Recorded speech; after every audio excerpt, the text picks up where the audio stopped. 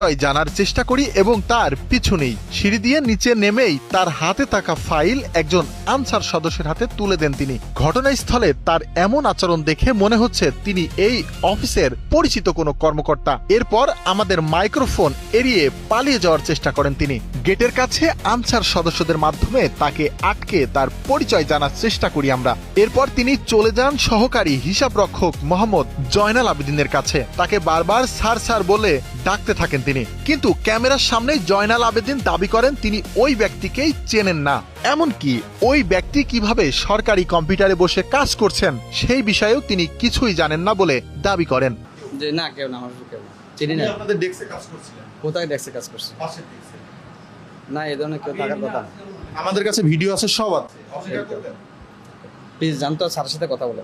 পরে তাকে নিয়ে আমরা যাই উপপরিচালক মোহাম্মদ শাহজাহান কবিরের কাছে। তিনি উল্টো ওই ব্যক্তির পক্ষেই সাফাই গাইলেন এবং ওই ব্যক্তিকে পরিচ্ছন্নতা কর্মী হিসাবে পরিচয় করিয়ে দেওয়ার চেষ্টা করেন। আমরা পরিষ্কার পরিচ্ছন্নতার জন্য নিয়েছি কম্পিউটার। পুরা বিল্ডিং এ আমাদের যেহেতু সিনিয়র স্যার আসবেন, কম্পিউটার কাজ তো পরিষ্কারের না, উনি কাজ করছে, ডেস্কে কাজ করছে। কম্পিউটারে কাজ করার যাদেরকে আমরা বাইরে থেকে নিয়েছি 4-5 জন, এদের কম্পিউটারে কাজ করার কথা না।